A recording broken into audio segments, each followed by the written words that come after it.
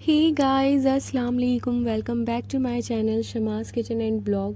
तो आज मैं आप लोगों के साथ शेयर करूंगी सुबह से शाम तक का मेरा डेली रूटीन क्या है। कितना बिजी शेड्यूल होता है मेरा, बहुत ही ज़्यादा, इतने सारे काम होते हैं और वो भी दो बच्चों के साथ साथ करना बहुत मुश्किल हो जाता है। फिर यूट्यूब की वीडियोस संभालना, रेसिपी बनाना बहुत ज़्यादा मुश्किल हो जाता है। पर मुश्किल तो होता है, नामुमकिन तो नहीं होता ना। तो सबसे पहले मैं यहाँ पे सुबह उठ गई और आज क्या हो गया मेरे साथ कि मैं जब भी सुबह में उठती हूँ तो आमना ज़ैनब बिल्कुल नहीं उठती हैं। वो थोड़ी देर के बाद उठती हैं। वो तब उठती हैं जब मैं नाश्ता वगैरह करके फ्री हो चुकी होती हूँ। लेकिन आज जब मैंने सोचा कि आज का व्लॉग मैं शूट करूँगी, वो तभी मेरे साथ साथ उठ गई। तो यहाँ पे मैंने सबसे पहले चाय तो चढ़ा दी अपने लिए, मम्मी के लिए। और उसी के साथ साथ ना आमना ज़ैनब इतना शोर कर रही थी कि हमें भूख लगी, हमें खाना चाहिए, नाश्ता चाहिए। तो उनके लिए ना मैं साथ साथ नाश्ता तैयार कर रही थी। अच्छा, उनका एक चीज़ और है कि वो रोज़ डेली ना एक जैसा नाश्ता या एक जैसा खाना नहीं खा सकते हैं। उन्हें हर दिन टेस्ट अलग अलग चाहिए। तो आज मैं उन्हें नट सीड्स दूंगी। तो ये बहुत अच्छे से खा लेते हैं और ये 2-3 दिन गैप भी हो चुका था, तो मैंने सोचा कि आज जो है मैं यही दे देती हूँ। अब उनका नाश्ता भी तैयार हो चुका है और हमारा नाश्ता भी। तो अब मैं जा रही हूँ, यहाँ पे ये जो बड़ा वाला कप है ना मम्मी का है और छोटा वाला मेरा है। तो नाश्ता वगैरह करने के बाद मैं लग गई हूँ यहाँ पे सफाई करने के लिए। तो जिस रूम में नीचे बिस्तर है ना, सबसे पहले मैं उधर का करती हूँ। तो जितने भी बिस्तर पे कपड़े फैले हुए होते हैं ना रात के, वो सारे मैं पहले समेट लेती हूँ। उन्हें समेटने के बाद ही मैं बिस्तर करती हूँ। तो अब जब सारे कपड़े जब सिमट गए थे, फिर मैंने फटाफट से बिस्तर को झाड़ दिया अच्छे से और फिर उन्हें बिछा दिया। अब जो यहाँ पे आप लोग देख रहे हैं ना सोफ़े के ऊपर जितने भी ये गुड्डे रखे हुए ना, ये सारे ज़ैनब सजा के गई है। उसे इतने पसंद है ना टैडीज़, बहुत ज़्यादा। और नीचे देख रहे हैं आप लोग सोफ़े के नीचे इतने सारे खिलौने, ये मैं ना जाने दिन में कितनी बार समेटती होंगी और मेरे बच्चे उतनी बार फैलाते रहते हैं और इसके नीचे घुसाते रहते हैं। तो अब इन्हें समेट रही हूँ। इन्हें समेटने के बाद अब मैं झाड़ू लगा रही हूँ। तो मैं ना एक साइड से इसलिए सारा क्लीन करते हुए चलती हूँ ना कि मेरे बच्चे ना इधर से उधर खेलते रहते हैं और आमना तो सबसे ज़्यादा इधर से उधर भागती रहती है। फिर पैरों में गंदगी आती है, तो इस वजह से मैं एक साइड से सारा क्लीन करती हुई चलती हूँ और बच्चों को फिर दूसरे रूम में शिफ्ट कर देती हूँ। अब एक तरफ से सारा उधर का हो चुका था, अब मैं बाहर गैलरी वाले रूम में आ गई हूँ और यहाँ पे ज़ैनब टीवी देख रही थी। अच्छा, मैं ऐसे डायरेक्टली अगर कोई काम बोलूँगी ना कि ज़ैनब हट जाओ, मुझे करने दो, ये तो ये बिल्कुल भी नहीं करने देगी। इसे लाड प्यार से खेल करते हुए करवाओ ना तो सारी चीज़ें कर लेती है ये। तो इसी तरीके से मैंने यहाँ पे इसको हटाया और फिर बिस्तर किया। ये देखा आपने, आमना को देखिए, मैं इधर झाड़ू लगाने आई हूँ तो इधर खेलने आ गई। ये बिल्कुल भी नहीं मानती मेरी बात। तो इसीलिए ना मैं एक साइड से सफाई करती हुई आती हूँ ताकि ना इनको कोई प्रॉब्लम ना हो खेलने में। तो अब मैंने यहाँ पे झाड़ू लगा के सारा जो है कूड़ा वो गैलरी में निकालती हूँ, फिर वहाँ से उठाती हूँ। तो यहाँ पे जब मेरी झाड़ू वगैरह हो गई थी, फिर उसके बाद मैं किचन में आई थी काम करने के लिए, किचन की सफाई करने के लिए। ऐसे मोस्टली क्या होता है कि मैं सबसे पहले ना किचन की ही सफाई करती हूँ, क्योंकि मुझे ना किचन जब नीट एंड क्लीन मिलता है ना तो मुझे ऐसा लगता है कि आज काम तो बहुत ज़्यादा कम है। ऐसा लगता है कि किचन का काम होते ही ना घर बड़ा हल्का हल्का सा लगने लग जाता है मुझे। और ये देखिए बर्तन धो रही हूँ। जितनी बार मैं किचन में आती हूँ ना, आमना ऐसी आके मुझे तंग करती है। चाहे मैं कुकिंग भी कर रही होती हूँ ना, ये ऐसी ही करती है गोदी लेने के लिए हमेशा। जब भी मैं, चाहे हर दिन मैं शाम में भी रेसिपी बनाऊँ या सुबह में बनाऊँ या कोई भी काम मैं अगर किचन में करने जा रही हूँ, तो ये पक्का मेरे पीछे पीछे आके ये इसी तरीके से मुझे तंग करती है कि मुझे गोदी ले ले। अगर मैं रूम में इसके साथ बैठी हुई हूँ तब ये सुकून से इधर से उधर खेलती रहेगी, तब मेरे साथ बैठेगी नहीं, मेरी गोदी में भी नहीं आएगी, बस इधर से उधर करती रहेगी। लेकिन किचन में जाना बहुत वो हो जाता है इसके लिए। किचन का सारा काम मैंने फ़िनिश कर लिया, ख़त्म हो गया और किचन बिल्कुल साफ़ सुथरा हो गया था। तो उसके बाद मैं यहाँ पे वॉश बेसिन धो रही हूँ। अच्छा, वॉश बेसिन धोना बिना रोज़ डेली का बहुत ज़रूरी होता है, क्योंकि अगर ये ज़रा सा भी गंदा होता है ना तो मुझे बिल्कुल भी नहीं अच्छा लगता।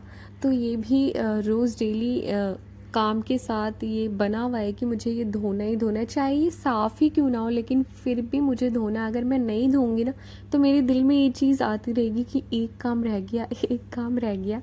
तो इसीलिए ना मैं यहाँ पे वॉश बेसिन सारा मैंने क्लीन किया पूरा।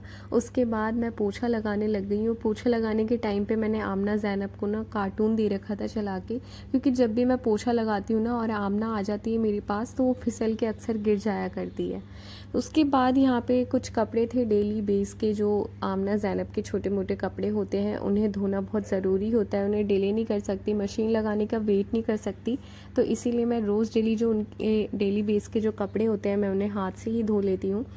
और बाहर जब गैलरी में आई तो इतनी अच्छी धूप हो रही थी, माशाल्लाह बहुत अच्छी धूप आ रही थी, तो मैंने सोचा कि चलो अब कपड़े भी डाल देती हूँ। तो जितने भी बड़े बड़े वाले कपड़े थे ना वो सारे तो मैंने गैलरी में डाल दिए ग्रिल के ऊपर, लेकिन जो छोटे मोटे कपड़े थे उन्हें मैं कहाँ डालती आइए दिखाती हूँ।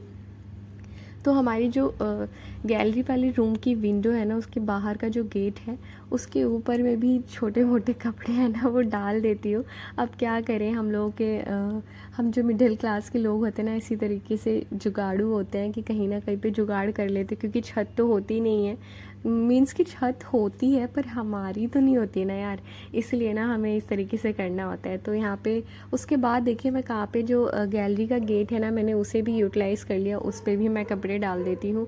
और तो और जो विंडो की अंदर वाली साइड होती है ना मैं उस पर भी कपड़े डाल रही हूँ। तो यहाँ पे कपड़े वगैरह जब डाल दिए थे और दोपहर का टाइम भी हो चुका था और बच्चों को लगी थी बहुत तेज़ भूख, तो ज़ैनब बोल रही मम्मा आप वीडियो छोड़िए, शूट छोड़िए और मुझे खाना खिलाइए। ये तो ऐसे ऑर्डर देती है और इतना बोलती है ना, बहुत ज़्यादा बोलती है। तो मैंने सोचा कि चलो सारे काम को करो साइड और इन्हें पहले मैं खाना वाना खिला दूँ। तो मेरे बच्चे हैं ना बिना कार्टून देखे तो खाना खाते ही नहीं हैं। अगर कार्टून लगा हुआ हो तो थोड़ा खा भी लेते हैं सही से, अगर कार्टून नहीं दो ना तो बिल्कुल भी नहीं खाते हैं। इतने नखरे करते हैं ना, ज़रा सा खा के और अब नहीं खाना अब नहीं खाना। और आमना का तो मुँह ही नहीं खुलता, जब तक कार्टून चलेगा नहीं ना तब तक वो आ नहीं करेगी खाने के लिए। कार्टून जैसे ही चल जाएगा और वो भी उसके मतलब का होना चाहिए, वो तभी खाएगी। ज़ैनब तो फिर भी चलो बात मान के खा लेती है, बात मान जाती है, लेकिन आमना तो भाई बिल्कुल भी नहीं बात मानती है मेरी। उसे तो जब तक अपने मतलब का कार्टून नहीं मिलेगा वो खाना वाना नहीं खाएगी। आजकल के हर बच्चे ऐसे हैं यार, हर बच्चे ऐसे हैं, उन्हें मोबाइल चाहिए, कार्टून तो ज़रूर ज़रूर चाहिए। इतनी ज़्यादा उन्हें आदत हो जाती है, लेकिन इतना ज़्यादा नहीं दिखाना चाहिए। मैं जब भी खाना खिलाती हूँ तो उस टाइम पे थोड़ी सी छूट दे देती हूँ ताकि बच्चे जो हैं वो खाना खा ले, वरना नहीं खाते ना तो बड़ा दिल दुखता है। बहुत ही होता है कि इतने सारे काम, इतना सारा ध्यान देने का, ऐसा लगता है कि कोई फ़ायदा ही नहीं हो रहा जब बच्चे खाना नहीं खाते ना, बहुत ज़्यादा टेंशन हो जाती है और मुझे तो बहुत ज़्यादा हो जाती है। तो जब खाना वाना मैंने खिला दिया उसके बाद इन्हें तैयार करना, इनकी सफाई करना भी एक बहुत ज़रूरी होता है, क्योंकि जब पूरे दिन अगर बहुत ज़्यादा काम होता है ना मुझे और इनकी सफाई नहीं हो पाती है तो बड़ा वो लगता रहता है कि आज कैसे लग रहे हैं यार। मैं तो बार बार बोलती रहती हूँ मम्मी से, जब मेरे पास कोई ज़्यादा काम होता है ना और इनकी साफ़ सफाई करने में थोड़ा सा टाइम लग जाता है तो मैं तो मम्मी से कहती रहती हूँ कि यार मम्मी आज कैसे लग रहे हैं मेरे बच्चे, देखिए तो ऐसे लग रहे हैं जैसे गाँव के बच्चे नहीं होते, ऐसे लग रहे हैं गंदे गंदे से। और मम्मी इतना हंसती है कि बच्चे तो ऐसे ही होते हैं, लेकिन मैं बोलती हूँ नहीं, मेरे बच्चे जो है ना वो भी एकदम नीट एंड क्लीन होने चाहिए, ताकि मुझे जब भी मैं उन्हें देखूँ तो मुझे बड़ा अच्छा लगे कि मेरे बच्चे बड़े साफ़ सुथरे रहते हैं। तो मेरी बेटी भी ऐसी है, अगर ज़रा सा उसके हाथ में कुछ लग भी जाएगा ना वो दिन भर में ना जाने कितनी बार जा कर के हैंड वॉश करती होगी, मुंह पोंछती होगी। उसे भी ना नीट एंड क्लीन रहना ना बहुत पसंद है, अपने पापा की तरह। तो यहाँ पे मैं उसे साफ़ सफाई कर रही थी और क्या कहते हैं छोटी वगैरह जब मैं उसकी कर रही थी ना तो मुझे पूछ रही है कि मम्मा आप मुझे वीडियो में क्यों बना रही हैं, आप मुझे वीडियो क्यों कर रही हैं। और फिर देख रहे हैं उसकी बदमाशी, मैं इसे मना भी कर रही हूँ ऐसे नहीं करो, लेकिन ये फिर भी पंगे लेती रहती है, मुझसे मजाक करती रहती है। और सबसे ज़्यादा मज़े तो ये अपनी नानी से लेती है, बहुत ही ज़्यादा। तो यहाँ पे इसको नीट एंड क्लीन करना इतना ज़्यादा मुश्किल नहीं होता है, टाइम लगता है थोड़ा थोड़ा, लेकिन ये फिर भी करवा लेती है। सबसे ज़्यादा टाइम तो मुझे आमना के इसमें लग जाता है। आमना तो आज आप लोग देख रहे हैं इतने आराम से करवा भी रही है, लेकिन ये हर दिन ऐसा नहीं करवाती है यार। हर दिन तो बड़ा तंग करती है। अगर किसी भी टाइम पे, ये इतनी ज़्यादा मोटी है ना, अगर किसी टाइम पे इसका मन नहीं होता मालिश करवाने का, तो ये इधर पलटी मारती है, उधर पलटी मारती है। फिर इसे पोएम सुनाना होता है, इसका ध्यान भटकाना होता है, ये तब जाके मालिश करवाती है। नहीं तो कभी कभी बाई चांस ही ऐसा होता है कि ये अच्छे से मुझसे मालिश करवा ले। और ज़ैनब को इतना पसंद है ना मेरे साथ साथ इसकी मालिश करना। मैं जितनी बार बैठती हूँ मालिश करने के लिए, ज़ैनब ज़रूर बैठती है मेरे साथ और मुझसे मांगती रहेगी ऑयल कि मुझे भी दीजिए मम्मा, मैं भी आमना की मालिश करूँगी। उसे इतना पसंद है आमना को तैयार करना, बहुत ज़्यादा। और जब वो छोटी सी थी ना आमना, तब से ही ज़ैनब ये सब चीज़ें करती है मेरे साथ साथ। बहुत मानती है अपनी छोटी सी सिस्टर को, बहुत ज़्यादा मानती है। तो यहाँ पे आमना को मैंने वो एलोवेरा जेल का ना, मैंने इसे डब्बा पकड़ाया हुआ था, ये इसने तभी मालिश करवा ली। और इसको मैं पोएम भी सुना रही थी साथ के साथ। और सबसे ये देख रहे हैं, ये फेस क्लीन ही नहीं करवाती है, ये ना खुद बोलती है कि मुझे दे दीजिए और मैं खुद से क्लीन करूँगी। ये इसीलिए रो रही थी। तो ये मैंने फिर इसको आधा फाड़ कर दिया कि ये मुझे फेस जो है क्लीन करने दे, लेकिन ये उसमें भी इसको चैन नहीं है बिल्कुल भी। ये इतना ज़्यादा बदमाशी करती है ना, बहुत ही ज़्यादा। इसके लिए ना मुझे बहुत ज़्यादा टाइम लग जाता है इन दोनों के इसमें ना। इनको खाना खिलाना हो, चाहे इन्हें तैयार करना हो, बहुत ज़्यादा इसने में तो मेरे कितने काम हो जाए। जितने कामों में मेरा टाइम नहीं लगता ना, उतना मेरे बच्चों में मेरा टाइम लग जाता है। उसके बाद यहाँ पे जब मैंने बच्चों को तैयार कर दिया, तो फिर मैं यहाँ पे पानी की बोतलें भरने आ गई थी। पानी की बोतलें भी कुछ खाली पड़ी हुई थी, तो मैंने कहा चलो अब इन्हें भी भर के साइड कर लेती हूँ, ये भी काम एक निपट जाए। तो ये सब काम करते करते दोपहर कब हो गई पता ही नहीं चला, और काम ऐसा लग रहा था अभी भी पड़ा हुआ है, अभी भी पड़ा हुआ है। तो मम्मा ने बोला कि चलो अब पहले खाना खा लेते हैं। अच्छा, मुझे एक बात बताएं आप लोग कि आप लोगों को मुझे मेरी मम्मा को ना बासी रोटी और सब्ज़ी खाना ना बहुत पसंद है। क्या आप लोगों को भी ऐसे पसंद है? क्या आप लोग ऐसे खाते हो? तो हमें तो बहुत पसंद है। तो रात की बासी रोटी और रात की आलू भिंडी की सब्ज़ी पड़ी हुई थी, तो हमने वही निकाला और फटाफट से बैठ गए खाना खाने के लिए। और खाना खाते खाते मैं आमना इतना रोने लग गई कि फिर मुझे खाना छोड़ के उसे सुलाने जाना पड़ा। फिर उसके बाद मैं आ गई सीधा किचन में। और मैं एक दिन पहले ही मैंने सोच लिया था कि कल जो है, मैं एक दिन पहले क्या, मैं 3-4 दिन से सोच रही थी कि मैं कबाब रोल बनाऊं, लेकिन नहीं बना पा रही थी। तो एक दिन पहले ही मैंने ना रात को चने का दाल जो है 250 ग्राम जो भिगो के रख दिया था। उसके बाद मैंने इसमें डाल दिया 250 ग्राम बड़े का गोश्त, उसमें 2-3 टुकड़े दालचीनी के, 2-3 लौंग, 1 बड़ी इलायची, 4 से 5 सूखे लाल मिर्च। तीखा ज़्यादा पसंद है तो आप ज़्यादा भी कर सकते हैं। नमक, और 1 कप मैंने यहाँ पे पानी डाल दिया है। एक चीज़ और है, अदरक लहसुन का पेस्ट 1 बड़ी चम्मच डाला था, जो कि मिस हो गया। अब इन्हें सीटी लगाना है, तो मैंने इन्हें 1 सीटी लगा कर ना लो फ्लेम पे कम से कम आधे घंटे के लिए और छोड़ दिया था। तो जब तक वो बन रहा था, मैंने यहाँ पे ले लिया है थोड़ा सा मैदा। मुझे 4 से 5 ना परांठे बनाने थे मैदे के रोल के लिए, तो मैं उसके लिए मैंने इतना आटा लिया। उसमें डाल दिया है नमक स्वाद के अनुसार, आधा चम्मच लाल मिर्च पाउडर, आधा 1 छोटा चम्मच काली मिर्च ज़ीरे का पाउडर। और मेरे पास ना ऑर्गेनो पड़ा हुआ था, तो ऑर्गेनो डालने से ना पराठे का टेस्ट जो है वो थोड़ा सा और अच्छा आने लग जाता है, तो मैंने वो डाल दिया। और इसके साथ साथ मैंने यहाँ पे 2 से 3 बड़े चम्मच से रिफ़ाइंड ऑयल डाल दिया है। आप चाहे तो यहाँ पे घी भी यूज़ कर सकते हैं। अब इन्हें अच्छे से मिक्स कर लीजिए। मिक्स करने के बाद हमें इन्हें गूंदना है, तो इन्हें कोई स्पेशल वाला नहीं गूंदना है, मतलब कि जैसे कि आप रोटी के लिए आटा गूंदते हैं ना, बस डिट्टो वैसी आटा गूंद दीजिए। अच्छे से इन्हें मिक्स कर लीजिएगा ताकि एक साथ सारी चीज़ें मिक्स हो जाए। और फिर थोड़ा थोड़ा पानी डाल करके आप इन्हें अच्छे से गूंद लीजिए। आटा बहुत ज़्यादा टाइट नहीं होना चाहिए और बहुत ज़्यादा सॉफ्ट भी नहीं होना चाहिए, ठीक है। तो हमें नॉर्मल पराठा बनाना है और कुछ भी नहीं। मैं ज़्यादा कुछ नहीं कर रही थी क्योंकि ऑलरेडी मैं बहुत ज़्यादा थक चुकी थी और अभी रात का खाना तो बाकी ही था। तो ये तो सिर्फ मैं शाम के लिए सोच रही थी कि सबके लिए रोल बना देती हूँ। बहुत दिन हो गए कुछ बनाया नहीं, तो इसलिए मैंने ये कर लिया। तो आटा मेरा जो है ना वो गूंद के तैयार हो चुका था और देखने में बहुत अच्छा लग रहा था, इसमें सारी चीज़ें थी इसलिए। तो दाल और गोश्त तो अभी सही से गला नहीं था, तो इसलिए मैंने चढ़ा ही रखा था अभी तक। तो मैंने सोचा कि चलो पहले मैं चटनी बना लेती हूँ। तो चटनी बनाने के लिए जो धनिया आप लोग देख रहे हैं ना, तो धनिया क्या करते हैं, पापा इकट्ठा बहुत सारा धनिया ले आते हैं, तो उन्हें वॉश करके कट करके और एक डब्बे में बंद करके फ्रिज में स्टोर कर लेते हैं, फ्रीज़र में, ताकि बार बार काटना ना पड़े। तो यहाँ पे मैंने खूब सारा धनिया ले लिया है, 2 से 3 मैंने हरी मिर्चें ले लिए हैं, 1 चम्मच ज़ीरा और 1 चम्मच अदरक लहसुन का पेस्ट, और थोड़ा सा पानी डाल के ना उन्हें पीस लीजिए। बिल्कुल पतला पीसना है एकदम, उसमें लम्प्स नहीं होने चाहिए, कुछ भी नहीं होना चाहिए, ठीक है। इस तरीके के पीस लीजिए। अब क्या था कि दही तो ख़त्म हो चुकी थी, तो मैंने पापा से कहा कि दही लेते आएंगे, तो जब तक मैंने ग्रीन चटनी बनाकर रख दी थी। तो अब मैंने कुकर खोल के जब देखा तो यहाँ पे जो है ना वो थोड़ा सा पानी और रह गया था, लेकिन जो गोश्त वगैरह था और दाल था वो बहुत अच्छे से गल चुका था। जितना मैं चाह रही थी उतना ही, पानी भी बहुत अच्छा, मतलब कि बहुत अच्छा क्या, एकदम सही बराबर डला था। अब पानी को ना बिल्कुल ड्राई कर लेना है, इसमें पानी नहीं होना चाहिए बिल्कुल भी, अच्छे से ड्राई कर लीजिए। अब इन्हें एक प्लेट में निकाल लीजिए ताकि ये अच्छे से ठंडा हो जाए। और इसमें जितनी भी हमने खड़े मसाले डाले थे ना, दालचीनी वगैरह, उन्हें निकाल लीजिएगा। लेकिन ये जो सूखी लाल मिर्च है ना, इन्हें नहीं निकालना है, इन्हें इसके साथ ही पीसना है, क्योंकि इनका फ्लेवर जो है ना वो इसके अंदर आएगा तो बहुत टेस्टी लगेगा। अब इन्हें मैंने अच्छे से प्लेट में निकाल लिया है और इन्हें ठंडा करने के बाद मैं इसे पीसूँगी। तो जब ये थोड़ा हल्का ठंडा हो गया तो इसकी जो पीसेस है ना गोश्त के, उन्हें मैं हाथों से, देखिए कितनी अच्छी तरीके से ये गल चुका है, तो उन्हें मैं हाथों से ही इस तरीके से तोड़ रही हूँ। मैंने पहले इसलिए इन्हें काट कर चढ़ाया नहीं, क्योंकि मुझे लग रहा था कि कभी ज़्यादा गल ना जाए। कभी कभी होता है ना कि गलती तो हो ही जाती है ना, इंसान ही तो है।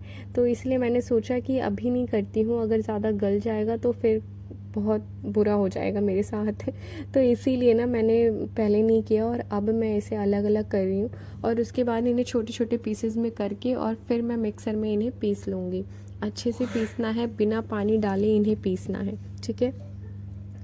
तो यहाँ पे ऑलमोस्ट मेरे सारे पीसेस जो है ना बहुत अच्छे से अलग हो चुके थे, एकदम जितना मुझे चाहिए था ना, सब चीज़ें अभी तक बिल्कुल एक्यूरेट वैसी ही चल रही थी और आगे भी वैसी ही चलेगी। तो यहाँ पे सारे पीसेस जब हो गए थे और शाम भी होने को आई थी और पापा भी आ ही गए थे, तो फिर मैंने इन्हें मिक्सर में थोड़ा थोड़ा करके डाला और सारा पीस लिया। सारे खड़े मसाले निकाल देने हैं, बिना पानी के पीसना है, जैसे कि आप लोग देख रहे हैं। अब इनमें कुछ मसाले हैं जो जाएंगे, तो यहाँ पे मैंने ले लिया है 1 चम्मच धनिया पाउडर, 1 चम्मच काली मिर्च ज़ीरे का पाउडर, 1 चम्मच चाट मसाले का पाउडर। और अब जो है इसमें मैं डाल रही हूँ, अच्छा बहुत से लोग कच्चा अंडा डालते हैं, लेकिन मैं कच्चा अंडा नहीं डालूँगी। मैं यहाँ पे डाल रही हूँ उबले हुए 2 अंडे। तो अंडों को अच्छे से बॉईल कर लिया मैंने, और फिर उन्हें कद्दूकस की मदद से कद्दूकस करके उन्हें इस कबाब में मैं शामिल करूँगी। इसे डालने से ना टेस्ट जो है वो बहुत ही अच्छा आता है, बहुत अलग आता है, बहुत ज़्यादा ही अच्छा लगता है। तो मैंने ये डाल दिया। अच्छा, जब आप लोग चाट मसाला डालेंगे ना तो बहुत ध्यान से, क्योंकि नमक हमने पहले भी डाल दिया था और फिर थोड़ा सा परांठे की इसमें भी नमक डाला है, तो इसलिए ना तो उस चीज़ का ध्यान रख के तब आप लोग चाट मसाला डालिएगा। उससे उससे क्या होगा, थोड़ा सा चटपटा होगा, इस वजह से। अब इन्हें कद्दूकस मैंने बहुत अच्छे से कर लिया था। अब इसमें क्या है, अब इसको अच्छे से ना मिक्स कर लेना है, बहुत अच्छे से सारी चीज़ें एक साथ मिक्स हो जानी चाहिए। अब थोड़ा सा मैं इस पर हरा धनिया भी डाल रही हूँ, थोड़ा सा टेस्ट को और बढ़ाने के लिए मैंने यहाँ पे हरा धनिया डाल दिया। अब इन्हें अच्छे से मिक्स कर लीजिए, बिल्कुल अच्छे से, ताकि सारी चीज़ें एक साथ मिक्स हो जाए। और इस स्टेज पे आके ना मिक्स करने के बाद आप नमक वगैरह भी यहाँ पे टेस्ट कर लीजिएगा कि नमक वगैरह कम ना हो, ठीक है। तो यहाँ पे जब ये अच्छे से मिक्स हो चुका था, उसके बाद मैं यहाँ पे कबाब बनाने के लिए रूम में आ गई थी। मैं इतना थक गई थी कि मैंने कहा चलो अब बैठ के कर लेती हूँ। तो यहाँ पे क्या करना है, सबसे पहले अपने हाथों पे ऑयल लगा लीजिए। ऑयल इसलिए लगाना है कि जब हम कबाब बनाएंगे तो ये हाथों में चिपकेंगे नहीं। तो ऑयल लगाने के बाद एक रोटी का लोई जैसे हम बनाते हैं उस तरीके से बना के हल्के हल्के हाथों से इसे प्रेस करना है। और जितना बड़ा आप लोगों को चाहिए उतना बड़ा, आप बड़ा भी कर सकते हैं, छोटा भी कर सकते हैं, कोई मसला नहीं है। तो मैंने भी ऐसे ही बना लिया, कुछ छोटे भी बन गए, कुछ बड़े भी बन गए, लेकिन कोई नहीं। तो जब मैं ये बना रही थी, ये बहुत मुश्किल भी नहीं है और बहुत आसान भी नहीं है, मतलब बीच का जो होता है ना ये वो है। कभी बन रहे थे, कभी टूट रहे थे, इस तरीके से हो रहा था, कभी गोल शेप आ रही थी, कभी नहीं आ रही थी, तो ऐसा हो रहा था मेरे साथ। लेकिन आखिरकार ये बन ही गया। और जब भी मैं कुकिंग करती हूँ ना, ये रेसिपी कुछ भी बनाती हूँ ना, ज़ैनब मेरे साथ साथ रहती है। उसे बड़ा मज़ा आता है कि मम्मा ना आज कुछ नया बनाने वाली है, आज क्या बनाने वाली है। उसे इतना मज़ा आता है मेरे साथ साथ। तो वो मेरे साथ साथ बैठी हुई थी और बार बार मांग रही थी, मम्मा मैं भी कर दूँ, मैं भी कर दूँ। तो इस तरीके से बार बार ना मुझे तंग कर रही थी। लेकिन वो वहीं पे बैठी रही, जब तक मैं बनाती रही ना वो तब तक वहीं पे बैठी रही। उसे लग रहा था कि मम्मा आप मेरे लिए आज क्या बना रहे हैं, आप मेरे लिए आज क्या बना रही हैं। वो इस तरीके से मुझे बार बार पूछ रही थी। तो यहाँ पे फटाफट मैं सारे काम करने लग गई थी, क्योंकि पापा भी आ गए थे और मेरी दही भी आ चुकी थी और सब लोग बैठे थे कि कब रोल बने और कब हम लोग खाएं। क्योंकि ये रोल है ना बहुत टेस्टी लगता ही नहीं है कि घर पे बनाए, ऐसा लगता है कि बाहर का ही है।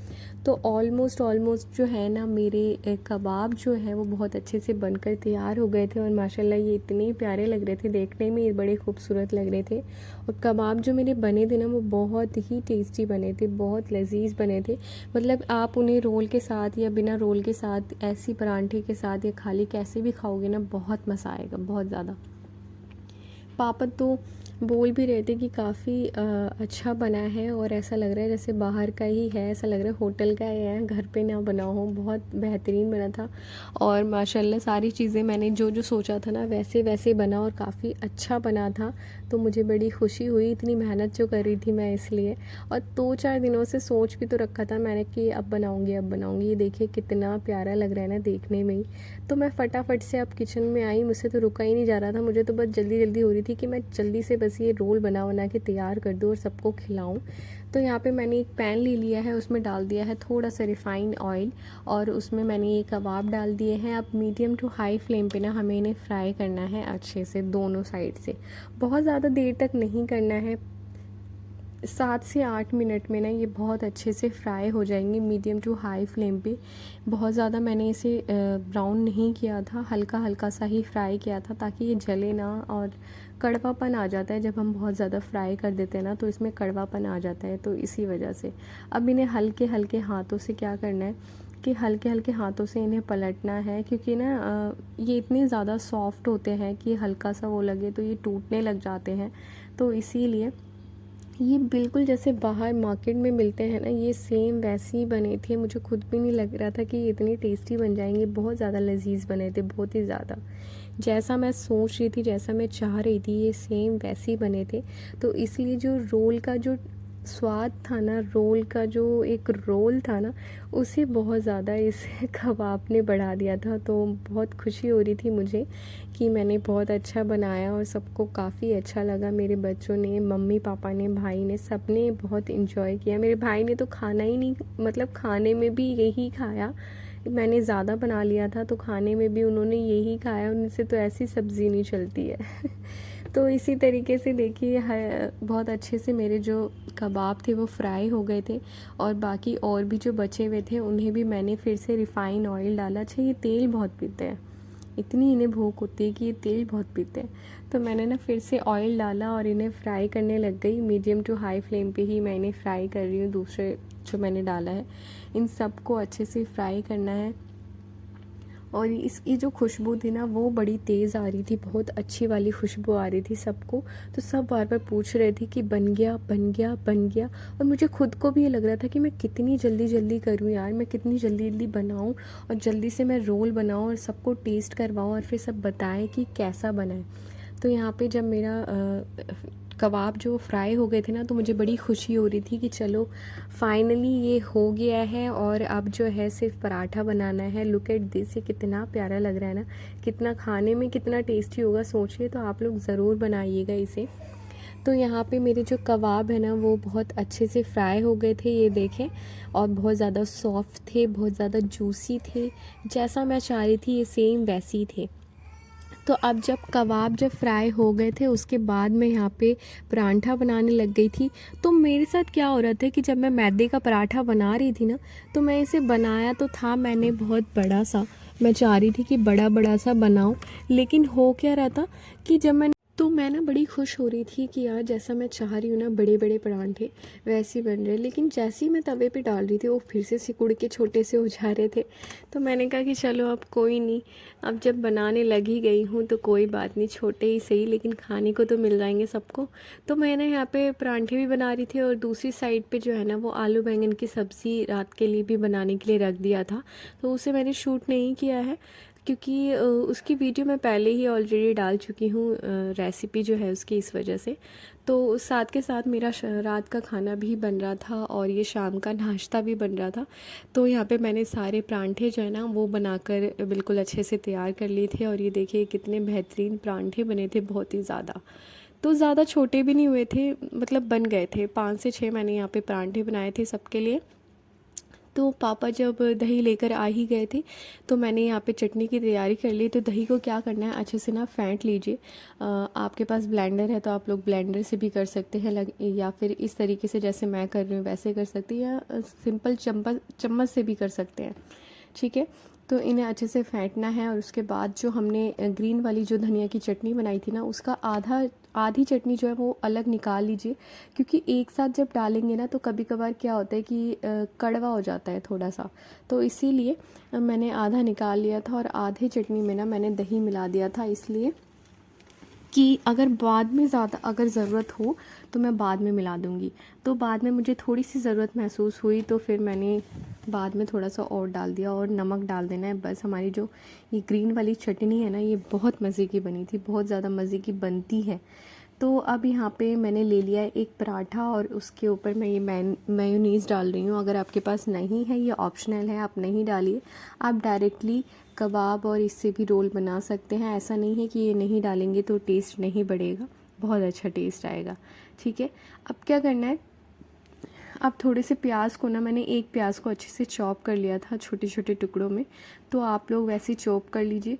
और फिर उसके बाद जो हमारे जो कबाब है ना उन्हें इस तरीके से तोड़ के, तो मैंने एक परांठे में ना 2 कबाब डाले थे, ताकि जो कबाब है ना वही तो मेन है यार, वही तो मुंह में आना चाहिए भर भर के और मज़ा आएगा। फिर उसके बाद जब कबाब को मैंने सब तरफ फैला लिया और उसके ऊपर मैंने डाल दिया यहाँ पे प्याज, और उसके ऊपर ये जो सॉस है ना, हमारी जो चटनी बनी है ना ये बहुत ज़बरदस्त बनती है, बहुत ही टेस्टी होती है, बिल्कुल जैसे बाहर मिलती है ना हमें रेस्टोरेंट में खाने के लिए फ्राई के साथ, कबाब के साथ, ये वैसी वाली चटनी बनती है। इन्हें डाल देना है इसके ऊपर बस, और कुछ भी नहीं, मैं ज़्यादा कुछ नहीं डालूँगी क्योंकि इतनी सारी चीज़ें इसमें ऑलरेडी है। और सबसे बड़ी बात, इसमें जो कबाब है ना वो बहुत टेस्टी था। अब इन्हें क्या करना है, इन्हें रोल कर लीजिए हल्के हल्के हाथों से, और टूथपिक की हेल्प से मैंने इन्हें स्टक कर लिया है ताकि ये खुले नहीं। तो बस इसी तरीके से मैंने बाकी रोल भी बनाए। तो मैंने अपना, मम्मी का और भाईजान का तो नहीं बनाया, बस हम सब जो घर में मौजूद थे उन लोग के लिए बनाया, क्योंकि भाईजान लेट से आते हैं तो उनको उसी टाइम बना के दूंगी, इसीलिए नहीं बनाया। तो सारे रोल जब मैं बनाने लग गई थी तो मुझे बड़ी खुशी हो रही थी कि अब फाइनली मेरा रोल जो है बनकर तैयार हो जाएगा और हम खाने बैठेंगे, सबको दूंगी। और ये बहुत माशाल्लाह बहुत टेस्टी बने थे, पापा ने काफ़ी तारीफ़ करी इसकी कि बहुत अच्छे लग रहे हैं, और जो सॉस है हर एक चीज़ बहुत अच्छी बनी थी। तो यार ये रोज़ का मेरा डेली रूटीन होता है, इतना ज़्यादा बिज़ी होता है, बहुत ही ज़्यादा। और इसी के साथ साथ अभी जो शाम तक का काम है, इसके बाद भी और काम होते हैं। रात का खाना हो गया, चाहे वीडियो की एडिटिंग करनी हो गई, वॉइस ओवर करना हो गया, बच्चों को खाना खिलाना, हम सबको खाना, और मतलब कि रात के 2 से 3 बज जाते हैं मुझे, सुबह से शाम रात भी कैसे हो जाती है पता नहीं चलता। तो ये ऐसे चलता रहता है। तो इतनी मेहनत करने के बाद मेरे चैनल को लाइक शेयर कर दीजिएगा, सब्सक्राइब करना बिल्कुल भी मत भूलिएगा, बेल आइकन पे प्रेस कर दीजिएगा ताकि मेरी सारी वीडियोस आप तक पहुंचती रहे। और इस रोल को ज़रूर ट्राई कीजिए और खा के देखिए, बहुत मज़ेदार रोल है, पेट भरने वाला रोल है, बहुत मज़े का है। तो हम तो चले खाने के लिए क्योंकि अब नहीं हो रहा कंट्रोल, तो इसीलिए मैं फटाफट से आप लोगों को दिखा रही हूँ। और मैंने ना यहाँ पे कट करके भी नहीं दिखाया, इतनी ज़्यादा भूख लगी हुई थी ना, बहुत ही ज़्यादा, लेकिन मेरा यकीन मानिए बहुत टेस्टी बना था। तो आज की वीडियो में बस इतना ही। टेक केयर, अल्लाह हाफिज़।